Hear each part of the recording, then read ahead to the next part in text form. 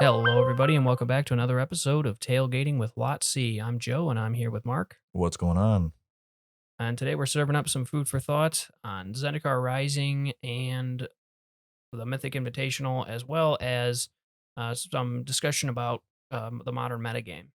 So, to start off, on Arena, I think it was last Thursday, Mhm.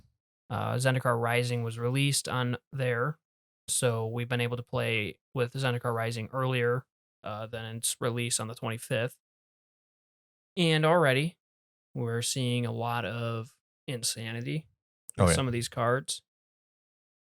You know, it the set as a whole hasn't shaken things up a ton, No. but there are a few select things from the set that have just completely just turned standard not upside down, because it in a lot of ways it is similar to what we have been seeing, Mhm.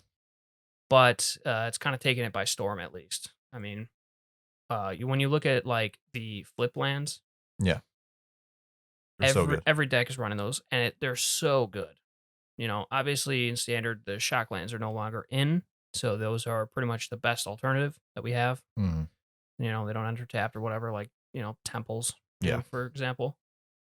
But we have all these flip lands, which are just easily enabling 4-color decks, for Yeah. example. A 4-color deck in a standard meta. Who would have thought? No shocks, no fetches, no buddy lands. Yeah, Pretty insane. it is pretty insane. And at the helm of that 4-color deck that we're looking at is the new Yeah, Omnath. a 4-color card. And this new Omnath is wreaking havoc. Yeah.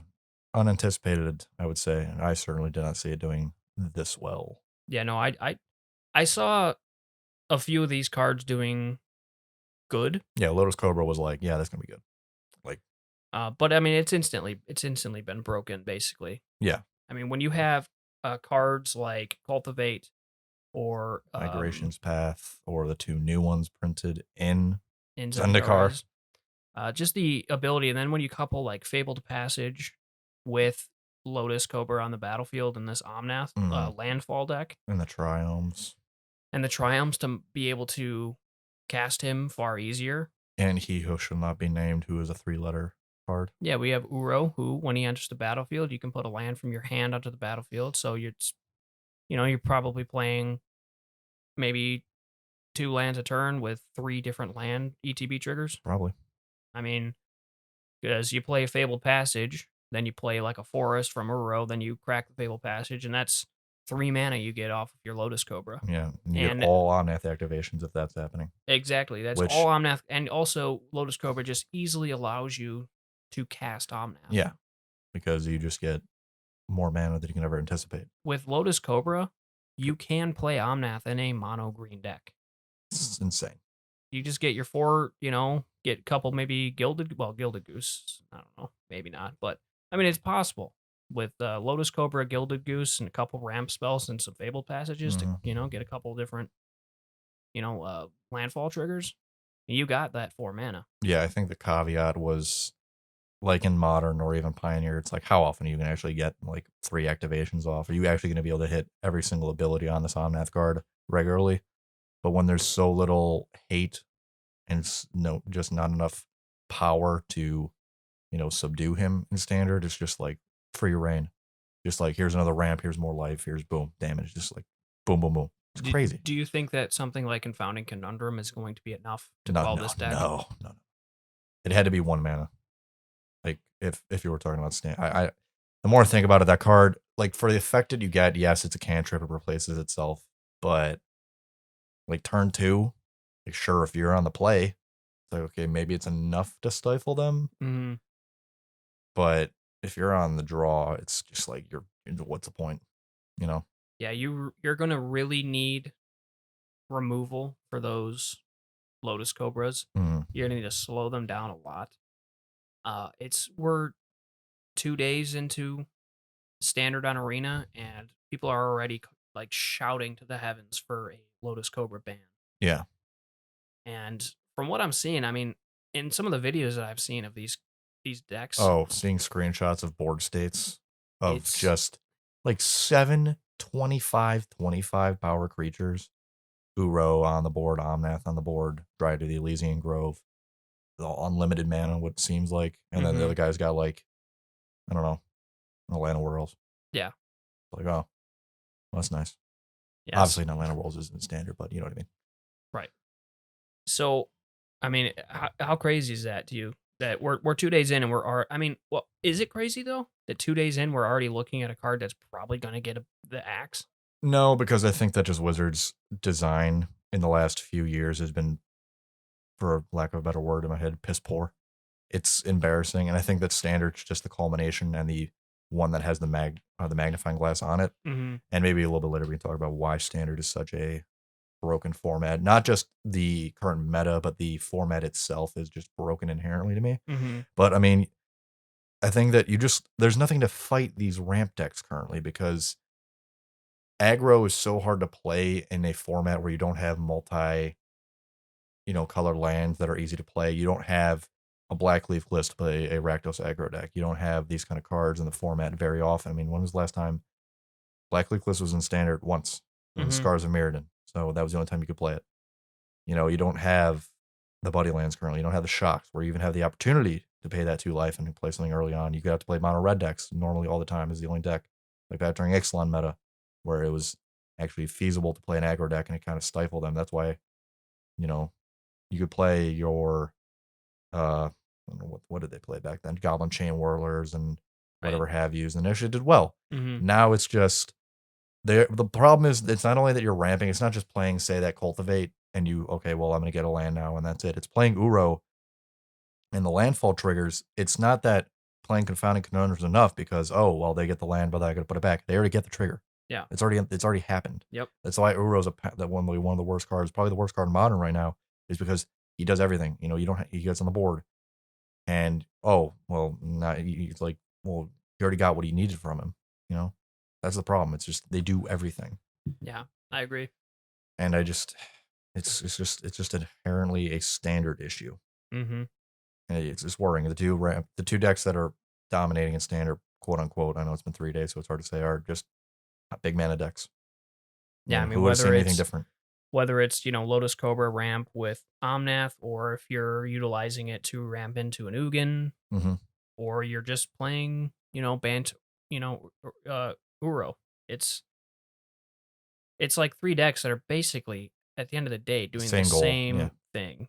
yeah, The end goal is to just force out as much mana as they can to play the big green spells or the big colorless spell, or now the big 4-color spell, that just works so well with all of these ramp cards that we have in standard. And it seems like just any other archetype that you could want to build around, whether it's mill or aggro, or even just, like a general control deck, like possibly like a blue white build. yeah, I mean, you're going to fall short yeah. when it comes to facing against these decks. I mean, currently as it stands, this Omnath deck, the main build that people are running, has got an 83% win rate Yeah, against.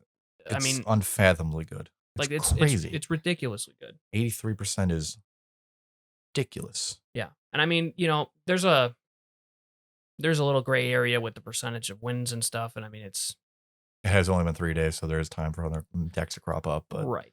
I Um, mean, but still, I mean, in just a couple days, this deck's already being talked about for a ban, right? yeah, it's So it's that. great. And the thing about how they've lost Nissa, who shakes the world. That they've Mhm. lost Growth Spiral. It's just they've lost so much, and yet they're still just wiping the floor of the decks right now.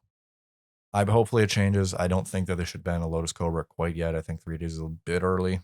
Give it a little bit Oh and see how yeah, it goes. I don't see WotC banning it for maybe a week or two No, probably at longer, knowing that least, and WotC's. it'll probably be a few months, honestly, before Yeah, it goes. If they'll it do. They'll if pull a it wilderness reclamation. if it truly needs to go, They'll get it. if Yeah, it really needs to go, they'll get it in yeah. a couple weeks to a month. Um, So Oko. How long did Oko take to go in standard? He was in a Mythic Invitational when he was yeah, he so. was he was in there for a while. What was it, 3 months? Maybe longer. I don't really remember. Trying to block it from my head, but Because technically the Invitational happens at the end of the cycle of a new set, and I mean he was in there.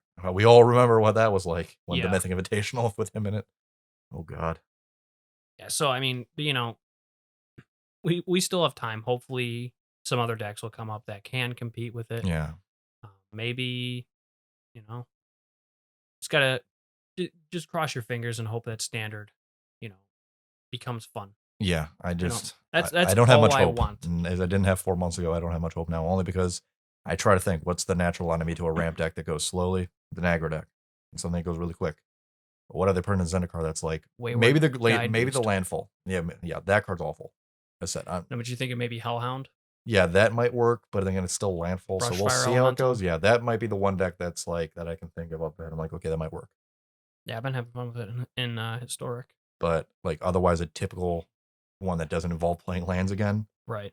I can't think of one off the top of my head that's like, yeah, that's gonna work for sure. Yeah, Hopefully definitely. something does, because maybe I'll want to play standard again. Probably not, but we'll see. But yeah, I think this again. The problem is you don't have things like Blood Moon in standard where it's like, oh, they're playing Uro and stuff. Okay, well I play Blood Moon, and now there's all your lands gone that you're playing all these colors in. Hmm. You don't have that. So yeah, that's arena standard currently. I mean, like we said, it's only been a few days, so we'll see how things progress or regress. We'll see as we move on. Um, so the next topic that we'd like to discuss was the Mythic Invitational. Right. Um, a little bit of a cringe fest in a lot of ways. Yeah, a little bit. Between, I mean, the urination and the porn pop-ups and overall lack of quality that the stream had. Yeah, a lot of lack of professionalism. A lot of what people are saying. Yeah, I mean, it looked like, I mean, I watch a lot of Twitch, Mm. and to me, what I don't understand is how I can watch a streamer who has, 100 viewers and his stream looks clean. And, now I know that that streamer is not stitching together Multi-use. multiple different, perspectives from different parts of the world and all these people and their point of view of the game. But when you consider that Hasbro is a Billion like dollar billion-dollar company. company Yeah. and they definitely have the resources to put money into this, Yeah. especially because Wizards of the Coast wants to push into the esports, world. Yeah, they've been pushing this for a lot of the last year or so. They They they want this. they want to be a part of it with, up aside, along with, Hearthstone and, Dota and all those Oh yeah, all the all big these ones. big esports. They want to be up there with the big dogs. This Yeah. isn't the way to do it. Yeah, you think it's kind of sad that it said $1 billion company that essentially the way they're running their stream is almost like a hamster wheel. They got one dude working in a basement trying to piece together the makeshift quilt of streams, and it's like there should have been a better approach. Yeah, they could have facilitated so much money into the Oh yeah. operating of it, and it's just like it's embarrassing. To be fair, you know, And of course, if COVID-19 was not a thing, it'd be easier. Yeah, we would yeah, have we would have had all these people at a location across from each other at two separate computers, and it would have been so much easier. The stream quality would have been much better. yeah. We've seen better quality streams in their past Mythic Invitationals that we've hmm watched. So I can give them a little bit of a pass. But it doesn't make up for it entirely It does not. No, it because certainly does at the end of not. the day, it's a completely digital game. COVID affects everything to an extent, but like this is one of the easier things to do in this entire atmosphere we're around. It's an all digital, Yeah, it's meant to be played at home. You and can figure it out. I've been on Twitter. There's a lot of people saying something that I agree with, which was that the developers of Arena should have incorporated a spectator perspective, so that the the person who was in charge of streaming, whomever it was, the people, whoever, could have streamed their spectator perspective. The ability See to both ends of see it. both ends of it simultaneously hmm so that you're just streaming from one source Yeah, instead of taking someone from one end of the country and the other end, streaming them on Discord or to you, and then you streaming their streams. Or however they were doing it. I'm not 100% sure, but that's what it seemed like to me. Yeah, I know that people say, "Oh, there's a bit of a hard workaround if you put a spectator mode in." Say like, "Oh, one guy watches your game in spectator mode from the other person's angle," and say maybe, "Oh, gets in a Discord call and you can cheat that way." But there's ways to get around it. Like as I said, we have so much money, they can easily get around that Well, factor. here's what they could do. I mean, only the approved judges Yeah, get to watch like it, a right? room code or something similar to a lot of games, maybe or something Yeah, I like mean, that. think about it. It's not that difficult of a thing to No, implement. It's not like all of a sudden they're going to give this spectator mode to the general public. They yeah, don't need to. exactly. There's no real reason for the general public to have this, Hmm. information. But for when they're doing these events, and if they have this mode in there, that just allows them to do things like this more often. Have smaller events, have smaller tournaments more Yeah, it often. makes it so much easier. Get more into the esport environment and just give people another more things to strive to throughout the year. Yeah, it would be really nice, and it's as we've seen, it's embarrassing just how much they're falling off as far as streams go in the last 2 years. And people like Saffron Oliver are talking about how much of a downcline they're on or decline they're on as far as streaming viewership goes. Yeah. Unless you count their stream beds. Yeah, this obviously so the stream embed that's a whole other discussion. Hmm. Uh I will say WotC is not the only company that is guilty of this. Oh no, There's thousands of streams that do this all the time on Twitch. yeah, It's one of the biggest negatives to allowing stream beds, honestly. yeah. And obviously, it sounds like we're giving WotC a lot of crap, which a lot of it's fairly due. But again, things like the porn pop up and the guy urinating while the stream's going on, they can't, you know, it's They, not entirely their fault. The right. guy should just to be more attentive. Well, that's But that's the thing is, I mean, a lot of what lended to the unprofessionalism feeling of it was mhm, the fact that there were just people that were, they have their own webcams and wherever they were streaming, playing the yeah, game from. And unfortunately, that's just something that had to be done. We wouldn't have a Mythic Invitational if it mhm, wasn't that. Did we need webcams? probably not. Honestly, no, I don't think so. Yeah, Less, just don't need to stream that camera. Help out with some of the bandwidth maybe or something. But yeah, I don't know. Definitely looked pretty unprofessional, and oh, the bit rate. I mean, there were literally parts of the stream that I couldn't really read a card. I'm like, what card is that? I can't. Okay, it's that card. Now that he has his moused over it, I can actually mhm, understand what card it yeah. is. And it was a sad display a little bit overall. Yeah. Not the most exciting of events, that's for sure. Uh, so if we want to kind of transition over, since we're talking about views, uh, what do you? I don't know. Do we want to cover more about the stream beds? I mean, what do you think about the fact that WotC's publishing? I know what Saffron Olive's tweet about. The viewership's going from like 25,000 down to like 22, so on and so on, and then jumping from to 100,000 in some of these last few events. Like I said, I mean, so the stream embeds is a lot of companies are guilty of it. A lot of streamers are guilty of it. Mm, They put their stream up like maybe an advertisement on a website that will have viewers that might be interested in the stream. That kind of whether it's the Wizards of the Coast website on an ad on a website similar to MTG Goldfish, for example. Not that hmm. they did on that Right. website, but you know what I mean. Hmm. Um, a website similar. Right. And that alone that spikes up a viewer because anybody on that web page, while that embed is loaded, Counts as a counts view. as a viewer. Hmm. And I mean, it's just clearly obvious. There was not like at any time 100,000 people tuning in. When you look at the streams where they didn't have it, and you're looking at numbers closer to between 17 to 40,000 on average throughout. Hmm. Um, yeah, I mean, I don't really know what to say. Obviously, you know, embeds is not cool, Right. super not Morally, it's cool. not right. Yeah. To try to sway whether it's investors or the general public or Hmm. whoever you're trying Yeah. to More sponsors and convince whatnot. that you have this many viewers.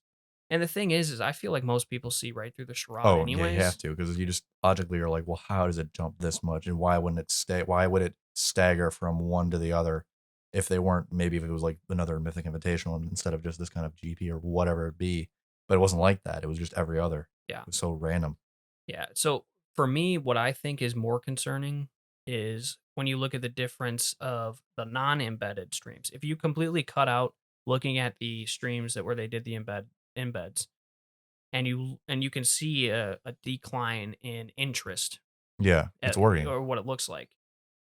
Going from 40,000, 45,000. Around 15,000 ish. Yeah, it's a big deal. Yeah, it's Especially since it's said that Magic is supposed to be growing right now, and it pretty much is. I mean, you look at some sort of finances of some cards and other general popularity, say like Commander, card prices are going up for some things, and even with reprints, that means that there's more just demand without a little supply. So it's like, well, why is it like that? But then the viewership of something like Arena, which is their biggest product right now, why is it going down? That doesn't make any sense theoretically. No, it doesn't make any sense. And I mean, it is obvious. It's a very apparent that Magic is growing. It's not Yeah, like, I'm not looking at these numbers and thinking, "Oh, darn, it sucks that Magic is losing in popularity right. amongst." No, Because we that's know not it's what's not. happening. Arena is massive. It's huge. There's thousands of people playing it. I mean, it's the Even MTGO is incredibly yeah. popular.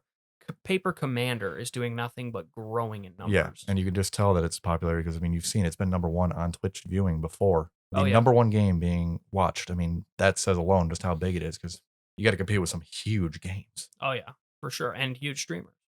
Yeah, but to go off to the fact that it's a little bit worrying to see the viewership going down, I think the main reason everyone knows is that standard just loses a lot of popularity lately, as we talked about for many reasons. Oh yeah. And I think a good way to transition over is a tweet that we saw recently in the last week from a pro player, Dylan Donegan. So, gotta find it here. So what Dylan said was his tweet, MTG is in the worst I've ever seen it right now. I wrote a summary of the current competitive overview in my mind. I know I'm not alone in this. This game is near and dear to my heart, and I feel obligated to speak up when the game is in such a horrific state. So he wrote this on notes. So I was going to read out what he says and see what his points are. Hmm. So he starts off with the competitive MTG player base is split into two incredibly polarized camps.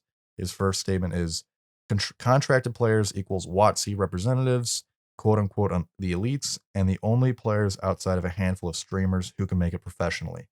They tentatively advertise for WotC because they are the hand that feeds them, while they're well aware that they are too over getting screwed over. Sorry, I think I wrote that wrong. They're well aware that they too are getting screwed over with their livelihoods amid recent OP decisions. They are censored by WotC, so they can't reasonably speak out against it. So, what's your first thought about that point? I mean, I got to agree with them. Mm-hmm. At least to a certain extent. Right. Uh, yeah, I don't know. It is worrying to see that just there's so many people that are part of the parent company to the game also being in the pro player base. I'm not saying these people are, unlegitimate. I know people like Emma Right. Handy who works for WotC. She's a great player. They're not bad. They're not bad players. It's not. We're not saying that. It just seems like A lot of nepotism, I think, is just the worry. there is a lot of nepotism going on. It seems like there's a little bit of an unfair advantage. Hmm. Obviously, in a way, I feel like, I mean, of course there is. Like, Yeah, of course there's going to be. If you're a good player and you're constantly in the eyes of WotC, of course you're going to be getting right. more opportunities. Like a good example is Melissa DeToro. She worked for WotC currently. She was a pro player, but she retired of her own volition. I don't know why she did, but that's where she is now. But if she was still playing, God knows she would be on the standard, uh, list of people playing pro because she's such a good player. Yeah. Well, there's also, I mean, a lot of this though, to me, is it's somewhat of like a celebrity, kind of a mentality they have. Hmm. A lot of these players are very well known in the community. Yeah, your Reed So, Dukes and whatnot. I'm not sure he's playing, but that's an example, I think. these they're gonna get invited. Hmm. It's the star power of it. You're gonna be more inclined to watch something that has these people. Now, unfortunately, it seems like maybe not Hmm. after these numbers that we're looking at, but I do think that that's the main reason. Hmm. I don't know if there really is any kind of nepotism going on. Right. It's just a little shady. It's It's hard to just say it anything. does it does feel a little bit, yeah, a little schemaz. Yeah, I think that's inherently a big problem. And the fact is, much like as we talked about recently in our private conversations, Twitch viewership, much like, much like grinding arena, it's just you have to dedicate so much time, and it's so hard to get to that top level just because there's not as much availability. Oh You yeah. have to have so much time dedicated to play the same deck over and over again to get to the mythic rank, and then it's like well, one, do I have even just the interest and motivation to play, say, the Neuro deck over and over again? And then Right. you actually have to get to the top and get invited is such a little opportunity sometimes that way. No, yeah, no, yeah. I mean, the average player isn't going to ever attend these events. No, I mean, no, these events really aren't for the average player, no. which I think is fair to say. True. And if that upsets you, I mean, it is what it is. This is the top tier, highest level of play. Mm, So, you know, that whole thing kind of doesn't make too much sense to me. I mean, if you're a person that's currently an average player and you want to get to that pro level eventually, it's kind of like, well, yeah, no, duh. You mm, have to grind for it. You have to dedicate your time and your money to this. right. And I don't necessarily think that is a negative. No. I don't see it as a negative. If that's what you want to do for your career, you should have to work for it. I believe that if you want to do something, you should work for it. You got to get Mm, it done. So, that one, I don't know. I don't know if I fully agree with that. I mm, feel like to me, like I said, it's just kind of like a no dust situation. It's like, yeah, of course, if you want to be in the invitational, you want to be one of the best players, you want to get invited, you gotta you gotta put your money into arena, buy your packs, get all your wild cards, hmm. and you gotta play the crap out of it. Right. Absolutely. A lot of time dedication behind it. That's for dang sure. Yeah. So I guess we'll move on to the second point he says here, which is the non-contracted players, parentheses, the gold to plat pros, the SCG slash GP grinders, Hmm. the MTGO ringers, in parentheses, equals the working class. Him. If Okay. you're in this group, of course, you have immensely gotten uh, Screwed. FUCK. Yeah. Sure. Moving on to A under this point, you Hmm. can't play in the highest level events. B, no consistent in parentheses, good competitive events to play in. C, basically less than 1% chance you have to spike a contract or become one of the few streamers to make anything out of this. Your options are now the following: uh, play strictly for fun, quit, meaningless grind to amount to nothing, and Hail Mary to become a top tier streamer. And he says, P.S. at the end, the game play of basically every premier formats has been trashed for the last 2+ years. That I agree on, but that's Yeah. not the No. main point.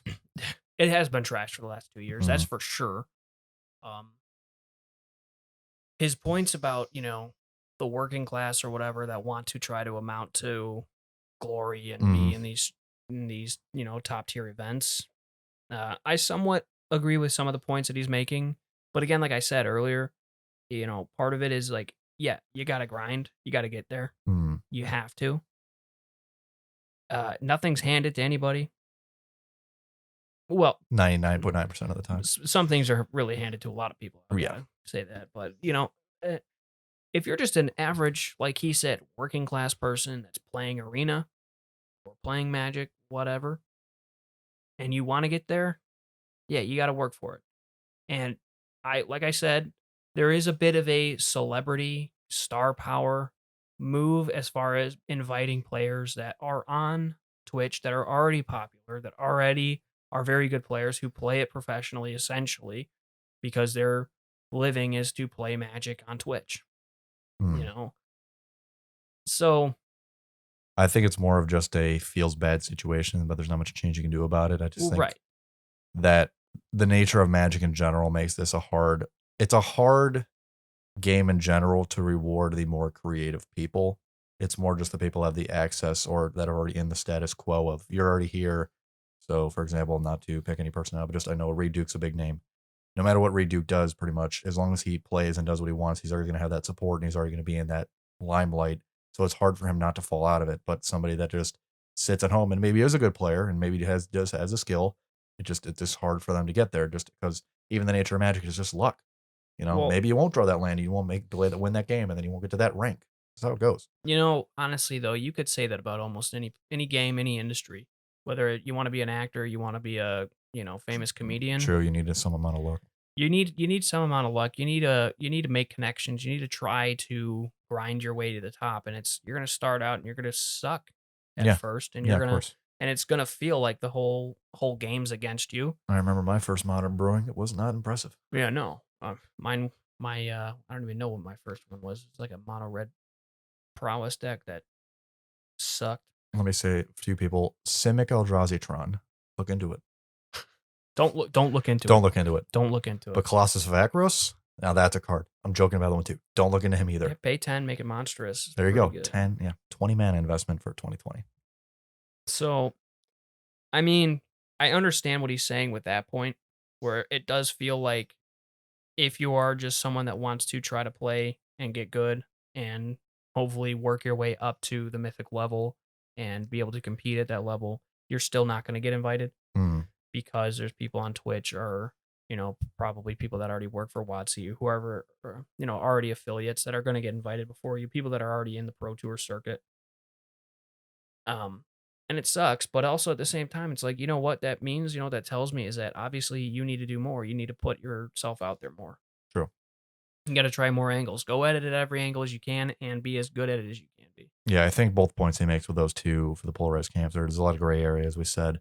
The one point, and I think his best and most accurate point, is the one where he talks about in his aforementioned point, which is that the gameplay has been very bad for the last 2 years. And I think that is kind of the biggest reason, because I think that there's, as I've kind of mentioned, there's just not much creativity in general at all for a lot of these deck types. Yeah. So there's not even the room for people to actually, come up with a deck type and kind of pioneer it and get up that rank. Right. Because it's been dominated by two colors of the color pie for the last 2 years. Yes, it has. I think that's an inherent problem with Standard, is that you play Modern, there are people that make Modern decks that actually can innovate and do well at GPs. Sam Black made a Sultai Control deck, I talk about it all the time, like a year ago, that did well, that no one was really playing at the time, at least from what I saw. Mm-hmm. There's that room in the format like Modern to do that, and especially Pioneer at the beginning. Yeah. But I think a good way to transition to a point I want to make here is that just Standard in general is just a bad format, in my opinion. Not bad Not to the play. format itself, but what's inside it. Yes. You're saying more to do with the sets than the actual format and just itself. and WotC design and their decision making to keep certain cards in a format. I think the biggest problem is the land base. There needs to be more of an evergreen land base to support different deck types, because this is why you see so many ramp and control decks that have taken over the meta the last 2 years.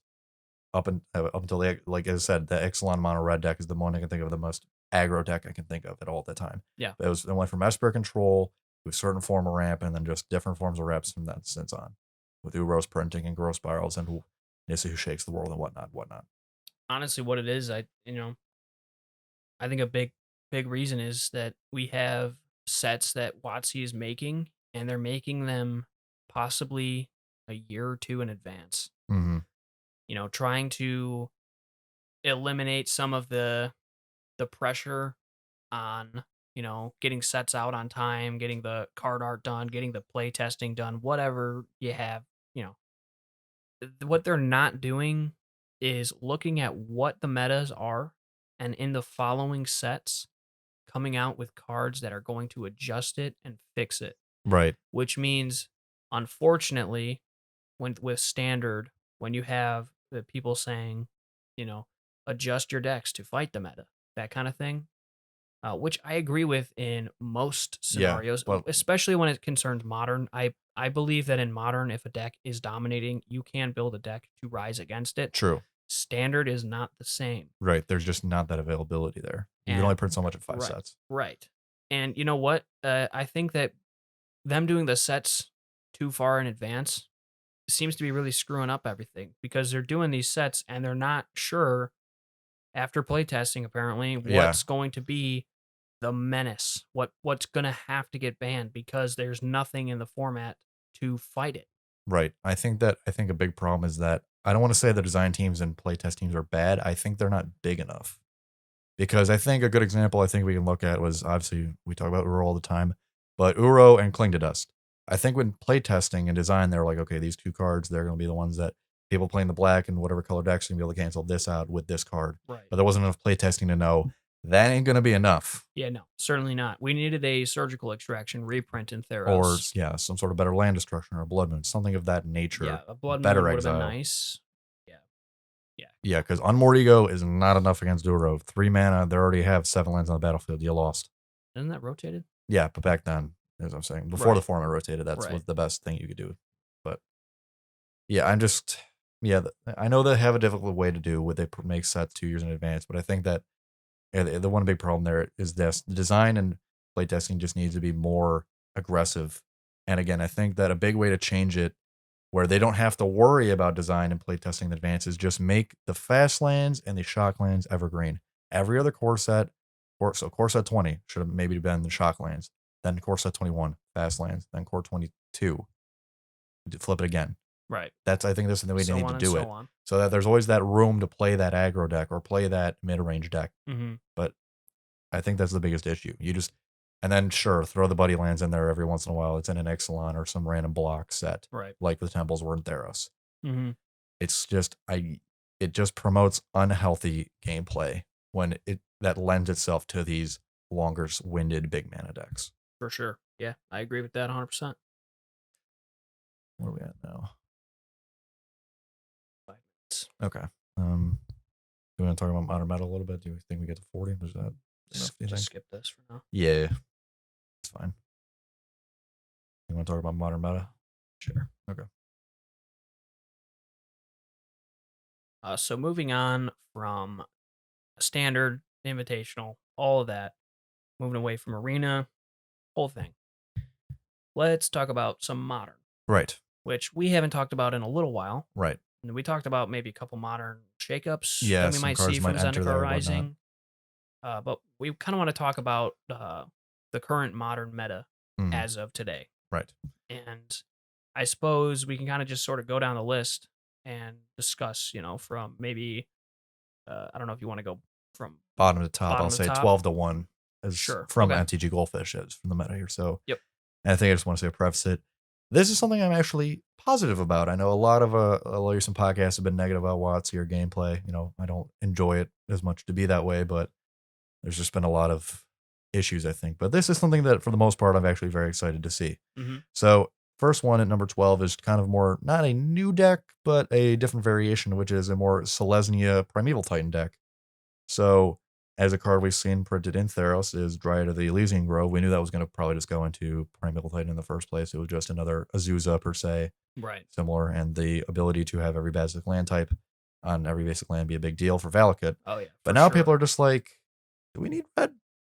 Why don't we just play Seleznia and just do it that way so that we can just play Valakuts and whatnot? So, slow down some other cards here, like playing Knight of Autumn in the deck. They have access to Path to Exile. They have Right. Eladamri's Call to get that Primeval Titan instead of Summer's Pact. So much better. Well, in most situations, I'd say, at least if you're playing this color, right? For sure. And then you have more access to sideboard tech such as Celestial Purge. You have Gadget Teague. You have Aven Mindcessor to stop the other Primeval Titan decks. Sure. And then Eidolon of Rhetoric Mm-hmm. is another card that just for like Storm and whatnot. Mm-hmm. So I don't know. What do you think about that deck? I think it's really cool. I mean, I'm a big fan of innovation. Primeval Titan has been an archetype in Modern for a long, long time now. Yeah. I mean, you've got the different versions. You've got the Gruul Valakut version with all the mountains. You've got all the Amulet. the Amulet version. I've even seen some different mono green versions. So yeah, I like innovation. I think it's creative. Creative as far as Titan decks go. Right. There's not much you can change a lot of the time. Yeah. No, it kind of makes sense to me if you put in a card like Dryad to be able to utilize a color that generally Titan doesn't utilize, which would be white. Just give you access to things like the good sideboard tech, things like Path to Exile. Yeah. And I think a really cool interaction to last say about this deck is Elvish Reclaimer, which is a really cool card that I liked from Core 20, and Flagstones of Trocaire. Oh yeah. So they have that combo in there where it just kind of, keep the amount of lands you have. Love that interaction, which I could see more of it with, say, Smallpox, but still very cool to me. Yeah. Number 12 or number 11, we have Dredge. Not much to say about Dredge, really, to be honest. I feel like Dredge is always going to be here. As long as all the Dredge cards are legal and modern, people are going to find a way to play them. Right. They're fantastic. The only thing I say that is different from Dredge of Past, obviously we got Ox of Agonis from Theros, but we kind of talked about it already when it happened. Card. But they also are playing now a playset of Silver Smogul, an uncommon, again, just like Creeping Chill, but this one from Core 21. Yeah, I mean, obviously it pairs just directly with Creeping Chill, which is the other standard card that went right into, Tier 1 Dredge. It's probably their best card at this point.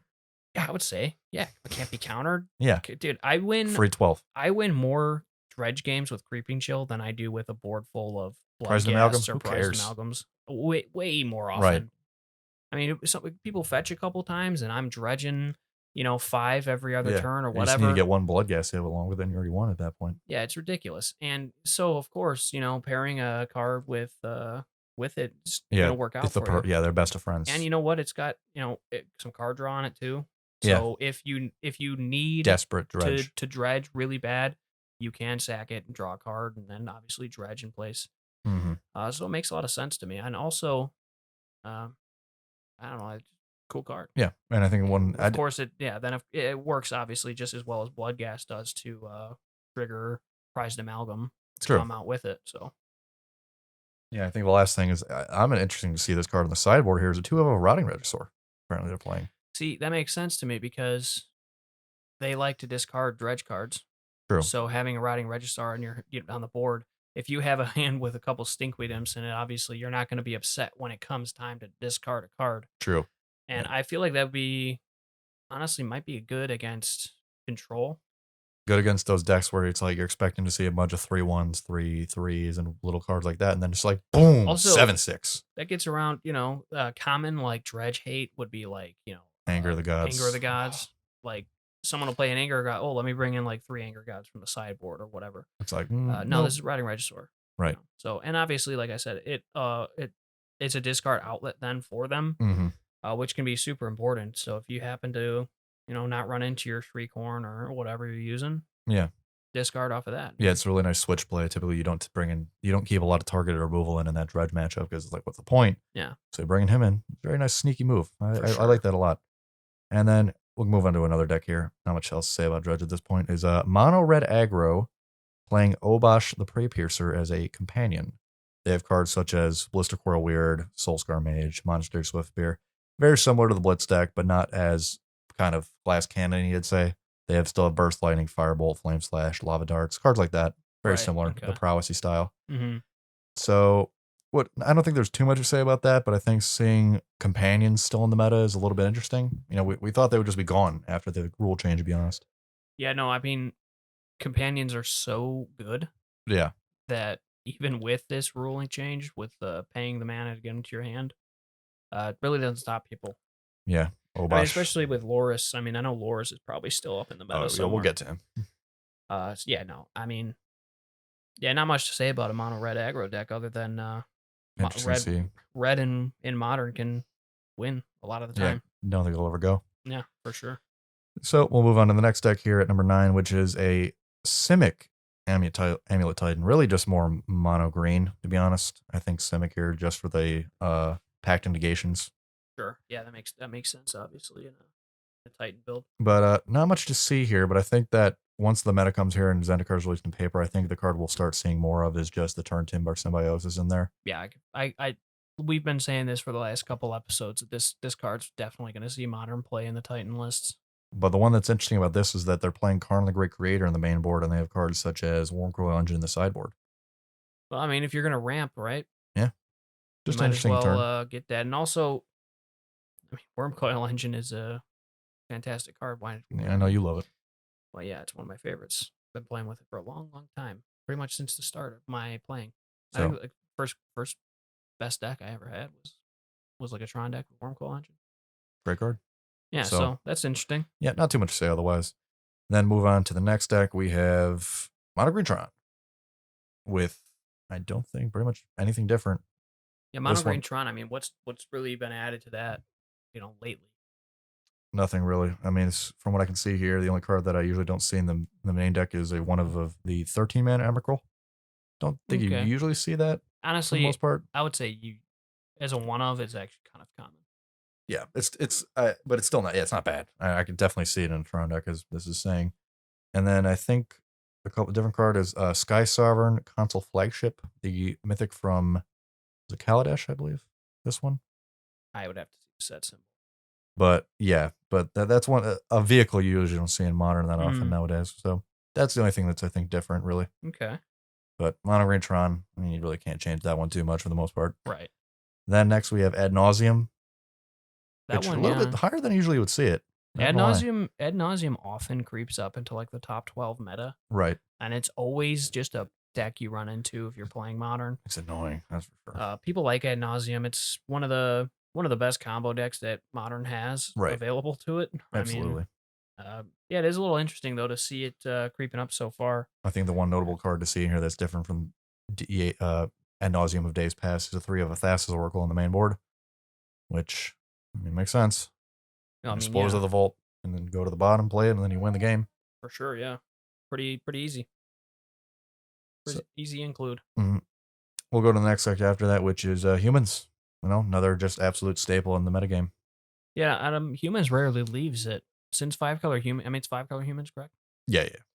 Yeah, 5 color humans. I mean, it's once that archetype or deck became a thing, Yeah, kind of it's kind of never left. yeah. Most of the same cards you see, maybe a couple more fringe ones. They have Miriam Crusader on the side, Magus of the Moon, Any Chalice of the Void. any new The only includes one new one, like from more recent sets? yep, from Ikoria, they're playing a 3 of General Kudro. Yep, that's the one I was kind of expecting them to play. Hmm. On historic, I am playing a 5 color humans deck. Hmm. Interesting. And yeah, he is incredibly good. Yeah, he's a lord. The ability to exile with special hero in the metagame is fantastic. I think he's a good include for that reason. And Yeah, then just and the yeah, removal on him is, in a pinch, not bad either. yeah, fantastic in historic. Probably just as good in modern. I mean, for the same reason. Yeah, Uro. hey, he's a lord. There you go. And then we'll move on to the sixth deck. Currently, we use Jund. You know, if you want to talk about other metagame decks that have been there forever, there's another one. Yeah, I mean, Tarmogoyf once. Is Tarmogoyf ever going to be bad? They keep doing power creep, maybe. I mean, you got another Tarmogoyf here now in Zendikar with the new Vampire Nighthawk, so keep going that way, maybe. Yeah, that's true. What's better than Tarmogoyf, a flying life-linking Tarmogoyf? Yeah, maybe we'll see some salt titleists or some kind with both of them. That'll certainly be fun.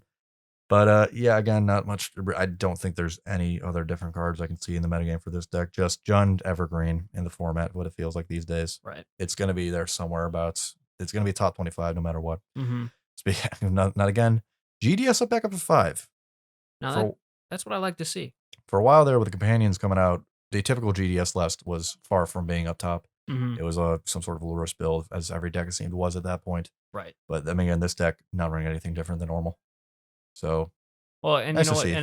and it's Grixis Death Shadow, right? Yes, GDS. So obviously, in the past couple years or so, we've had 4-color. We've Mardu. had Mardu. We've had Jund Shadow. Yeah. So yeah, it's kind of nice to see that the kind of original Death Shadow deck. Yeah. Kind of no Suicide Zoo. Still shine well. Besides Suicide Zoo being the original. Right. You know what I mean. Good to see though. Good to see it. Number 4, a deck that's I think a little near dear to my heart at this point, just for what it's done for us in the last few months, is Gruul Midrange. Yes. The one Blood Moon deck that held the fort for so long. Yes. Still holding strong. Yeah, Still playing when Astrolabe went. Yes. I feel like this deck just went from, honestly not even in top 12 maybe. It was hanging around. And then yep. Right up there. And they're playing Elder Gargaroth and a play set apparently in this latest version. Interesting. I mean, I can understand why. Good card for what it does, essentially. Yeah, I can understand why. Obviously, it's got the good card draw and everything on it. So life gain, token producer, does a lot of things. For sure, it's almost like kind of like a cryptic command for Gruul. They need that. But other than that, I think that's all the cards that you would typically see. They got some boils on the side, which popped up a little bit recently with more Urza. But other than that, a lot of the same. Of the same. Makes sense. Move on to number 3, which, as we mentioned a little bit previously, Lurus Aggro, a Lurus companion deck, still in the meta. Yeah, that's number 3. What is that? Primarily like red in there, I'm assuming. Rakdos. So it's Rakdos. Okay. I don't like companions that much, so unfortunately not my favorite. But it is a Rakdos deck at the end of the day. There you go, Rakdos up there, number 3. Pretty good. It is a lot of red in the central. It's playing Monastery of Swift Spear, Soulscar Mage, and even Abbot of Carol Keep. They're really playing a lot of prowess. Right. I mean, obviously it's a Loros deck, so there's going to be a lot of those 1 CMC red spells. 4 bauble, of course. Sure. Okay. Yeah. And then they have Thoughtseize, though. They have Inquisition, so not your typical just prowess, just more discardy kind of tempo-ish way. Right. And then they have, Cling to Dust for Uro and other cards like that. So to Seal of Fire, as we saw with the Lurrus decks. Yeah. So, interesting to see. A couple of Dreadhorde Arcanists in the side, but your typical Rakdos cards otherwise you'd see. Mm-hmm. So, I'm not sure how I feel about it. Companion, at least they're not taking over the format still. Number 3 is still high, but... Yeah, I don't think that companions are going to be taking over the meta, after these rule changes, honestly, with them. So Yeah. I don't think that we run a risk of that. Yeah. But it is nice to see a Rakdos deck up in the top 3 because when was the last time that we saw a Rakdos deck in the top 3? Too long. That's for sure. No. Yeah, I think I agree. They're in a safe spot now. So move on number 2 here. We are talking about the Is It Blitz deck that's been up for a little bit here now with, again, their prowess creatures, but this also has Sprite Dragon. Plays it a Stormwing entity. Yeah, makes sense. A little surprised it went this high. I didn't think it would get this high when I first saw it previewed, but hey, good for that. 2 Bedlam Reveler. Gotta love that. Oh, yeah. Yeah. And then, again, a lot of your other prowessy cards, Burst Lightning, Gut Shot, Lava Dart, Mutagenic Growth. Yeah, it's got so on and so Swift forth. Spear, Soul Scar Mage, that kind of thing. Yeah. Just going on with Manamorphose. All that cards. Yeah, you're gonna see that. And I think considering we know what the number 1 deck is, yeah, I think it's no surprise that a an very aggro deck is number 2 because it's probably the best thing to compete with it. Which is nice to see. Obviously, I am a huge fan of Is It, so this is what I like to see. Absolutely. Yeah, I think that the metagame here, how it kind of it's balanced around this one deck we'll mention. I think everyone's taking their own form of way of defeating it. You got your aggro decks and then your Blood Moon kind of style decks, which just want to kind of cheese them out. And then a couple evergreen decks that, at the end of the day, will always just kind of be there. Right. When that number 1 deck is Uro Piles, a very creative, synergistic deck. Yeah, you like it. I always love it when a deck is just called Piles. Because it's just like, these cards are broken. These cards are good. Throw them in. Yeah. And obviously that's where it gets its name, which is kind of funny. But just, such a synergistic deck that it's called Piles. Yeah. Any deck where they're just like, let me just take all the cards that are going to be good. It's banned, by the way. So. And just throw it in a pile, right? That's where it gets its name. Right. Or is it Sultai? I don't know. They play any color they want nowadays. You put so many lands on the battlefield. I'll bet it's probably 4 colors, 5 colors maybe. Who knows? This list is Sultai, but I would not be surprised if they're playing some sort of white. I mean, 3 fairies in the meta. Why wouldn't you play him at this point? True. He's really good. But yeah, they're playing 2 Snapcaster Mage, great card, 4 Uro as it is, 3 Jace the Mind Sculptor. Sure. Which, hasn't been in the modern meta that much lately, so... When you look at Uro, which allows for ramp, I mean, you can more easily cast Jace the Mind Sculptor. Yeah, and he controls the game. Once he's on the board, I feel like you win. Most of the time, Most of the time. Unless you're playing against a Rakdos player with something like, Croxa. Yeah, I don't know. I don't know what you got. I don't know. How do you beat it? Rakdos has some destroy Planeswalker. Yeah, Bedevil's played in Modern. I don't know. Either way. So Uro Piles, it's kind of fun to talk about all these modern decks. And then you get to the number 1 deck, and I'm just like, I don't care anymore. I don't know. I don't want to look at modern meta anymore. Because, obviously we talked a lot about historic. We talked a lot about, standard, whatever. And, number 1 card that everyone hates in those formats is Uro. True. And we get to the modern, and I'm getting excited going through the list, looking at different Titan lists, aggro lists, Death Shadow. Yeah. And, of course, at the very tippy top. You see, in that 12 to 24 section, fun things like Goblins and Merfolk are popping up again. It's like, wow, this is a lot of fun. And then you just look at... And the one thing that tells me a lot about what this deck is that it's a 3-color deck and playing 3 Archmage's Charm on the main board and 3 Cryptic Command. Granted, it's at the heart of it is a blue deck, but there's a lot of other cards in here, like Abrupt Decay, which is a green and black card. There's no generic cost. Yeah. And then in the sideboard is another thing where there just doesn't seem to be much rhyme or reason anywhere. 1 Engineered Explosives, 1 Ceremonious Rejection, 2 Valus Summer, another Abrupt Decay, 3 Aether Gust, 1 Collector Roof, 1 Archmage's Charm again, 2 Vendilion Click, 1 Damnation, 1 Notion Thief, 1 other Gargaroth. See, what I'll tell you, though, is it seems like there's no rhyme or reason, but what it is they just pile together every card that is just fantastic against every other archetype that you could face against in Modern. And unfortunately, generally, I would say that strategy wouldn't really work for you. But when you have a card like Uro, where you're able to just stabilize your life total, draw a cards, card, ramp. ramp. You're going and get a 6/6. Oh by yeah, I the forgot way. about it. Forgot about 3 that. mana 6/6. Well, 4, but whatever.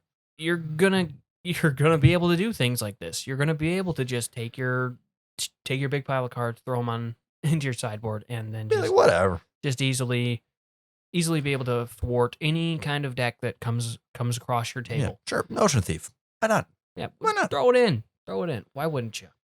So yeah, top of the meta, not very fun to me, but I mean 2 through 24, I like look of a lot of fun decks, Oh, a lot yeah. not just difference, but also a nice mix of old experienced decks, your Juns and GDSs and whatnots, but still Right. some, ad nauseum. It's like 7-ish. It's cool to see. Mhm. Usually never goes that high. Sure. Yeah. And then as I said, like goblins and then merfolk, and after that, Eldrazi not top 12. Who could like that more than me? Yeah. True. And then you got Devoted Druid and Burn and other Infects. And just a bunch of Boggles. A lot of fun, meta decks that Yeah, are like just, 12 Neo Brand. popular modern decks that fell off when Yeah. Urza and some of these other decks took over, like Etron and stuff. But yeah, it's nice to see a bit of a more shift, more variety in the meta for sure. Yeah. Yeah. The one card, where is a Mardu Pyromancer deck? Someone needs to get on it, all right? Hey, Where is it? You know what? Maybe Maybe it needs to be me. Maybe you not playing gotta do MTGO. you know what? I got an idea. Mardu Pyromancer. Except, now hear me out. You play Scourge of the Skyclaves. Tier 1. I have to try it. Might have to try it. We'll see. We'll see. True. We'll see where the meta goes. We'll see if Zendikar Rising has an impact on it, like we think it might with certain cards like Leyline Tyrant and Turn Timber. But overall, honestly, Modern to me is looking very healthy. I'm Mhm. having fun brewing Modern again. It's a good feeling to have. It's been a little while since I have felt comfortable or excited to brew up a new Modern deck. True. And the current meta, honestly, it has me inspired to do so, which True. is awesome. Because for a while there, it was like, okay, maybe I'll make a new commander deck today. Let me look at modern. Nah. No, let's get Let me look at Commander. standard. Nah. Historic. Maybe. Now that certain cards are gone. But yeah, overall, I'm happy. There's one more deck that I think is really cool that's in the top 24 I want to shout here. It's currently tell. not much of a name, but it's kind of called White Red at this point. Mhm. Now, the deck list is very interesting. It plays 3 creatures, 3 of which are Wall of Omens. Mhm. Then it has 6 spells or instant and sorceries, 2 which are Silence. Already love Silence and Peak, and if you played in Modern, I love it. Yeah. 4 Enduring Ideal, which is the epic card, which searches for any enchantment and puts it on the board. Right. Yep. 4 Lotus Bloom, 4th On Thin Ice, 2 Great Oromancy, a lot of enchantments, 25, 9 lives, Phyrexian Unlife, Solemnity combo, Sure. and then Ghostly Prison, Suppression Field, all those kind of Staxy style cards.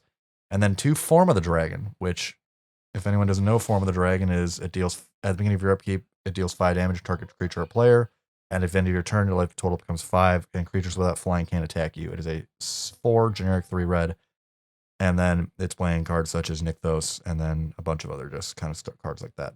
But now, if you don't know this archetype before, it might be very confusing to you, but a little channel called Magic Aids has made a deck, literally this deck before, and now it's in the top 24, who has also made decks such as Hardened Scales and Humans. So, Yep. yet another deck from him popping up in the meta, which is just insane to me. Insanely. Yeah, he's an interesting person. Yeah, controversial, to say the A least. little bit. But yeah, his deck making skills are nuts. Yeah, he is the great. modern savant. He is fantastic. His decks. Mwah. The fact that this is popping up 6 months later with now cards like 9 lives in it is just insane to me. So I think that's the last thing I want to say about Modern. Just something like that popping up is awesome. Yeah, definitely. Just seeing new things, new variety. It's great. So, brought in on that. Yeah, but with all that said, we wanted to end it on more of a positive Yeah, note. some things to look forward to. Yeah, something to look forward to. Nice. Go down to your fun Modern. LGS and play some Modern. Oh, nope, never mind. COVID's still here. Don't go. Well, thanks. No longer a positive note. Thank you. Sorry, guys. Well, anyways, we're gonna wrap it up. Thank you for watching or listening. Comment down below. What are your thoughts on the things we talked about? Whether it's Mythic Invitational, whether it's Zendikar Rising, the Modern meta, standard in general. Yeah. Let us know what you're thinking. Thanks for watching. Make sure to pay your parking and have a good night. Thanks for watching. If you enjoyed the video, give it a like. It helps us out a ton. And if you enjoy our content, please consider subscribing. Make sure you follow us on all our social media at Coast Lizards, and have a fantastic day.